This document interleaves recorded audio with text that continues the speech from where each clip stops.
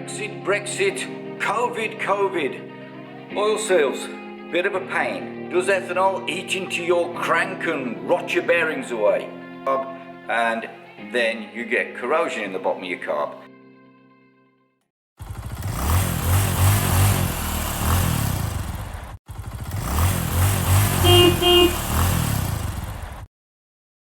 Hello there, welcome back to another one of my videos. This one is about ethanol fuels. So, ethanol fuels, what's the problem? The main thing is they absorb water, and that is the major problem. So, what do you need to do to avoid that moisture absorption into your fuel? Try and keep a full tank of fuel. Don't leave your bike parked up with just on reserve and an empty tank, because that amount of fuel that's left in your tank, you've got room in your tank for moisture to accumulate, and it will just suck it in. Ethanol just sucks liquid. So if you're going to park your bike up for any length of time, more than a few days, say a week or so, if you're not a constant user of your bike, the best thing to do is drain off your carb, drain off the tank. Yep, sealed container, plastic container, stored in a dry area, and make sure it's full up to the top. You can use a stabilizer in there to try and stop that fuel from absorbing moisture, but you're not going to keep it for very long. If you keep it more than a couple of months, you might as well just bin it. So, what does it do to your carburetors? Not a great deal. Again, the problem is the moisture. If you get absorption into the fuel of moisture, then you'll get water sat at the bottom of your carb, and then you get corrosion in the bottom of your carb, and you're sucking up the water into your jets, so the bike won't run properly. Avoid keeping carburetors full of fuel over long periods of time and not being used. If you're riding the bike every day, there isn't really a problem. But does it attack stuff?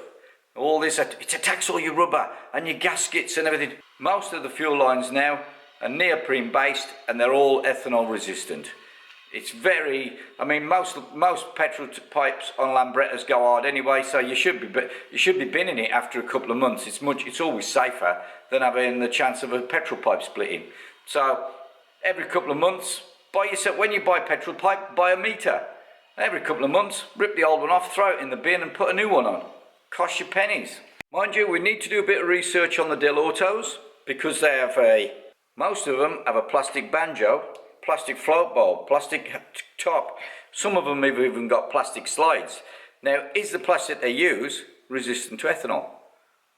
Maybe we need to ask that to Del Auto, whether if you use them for a certain amount of time, the ethanol is going to eat into your carburetor. So maybe Del Autos aren't a good choice. So, does ethanol eat into your crank and rot your bearings away? No, it doesn't. It doesn't affect metal. What does affect metal is, again, the condensation creating water deposits. But your crank would have to be sat in a bike with ethanol that absorb water and left the deposits all over it and in the bearings. Then the fuel evaporates off and leaves behind the moisture, which then corrodes your bearings. So, it's only a problem for people that don't use their bike. If you're riding your Lambretta every day, you ain't going to have trouble. Now, I'm pretty sure there's a load of boffins out there that know better than me about ethanol and know all the ins and outs of it and exactly the specifications of what it does and all that, and they can scaremonger you to death. Please leave comments below.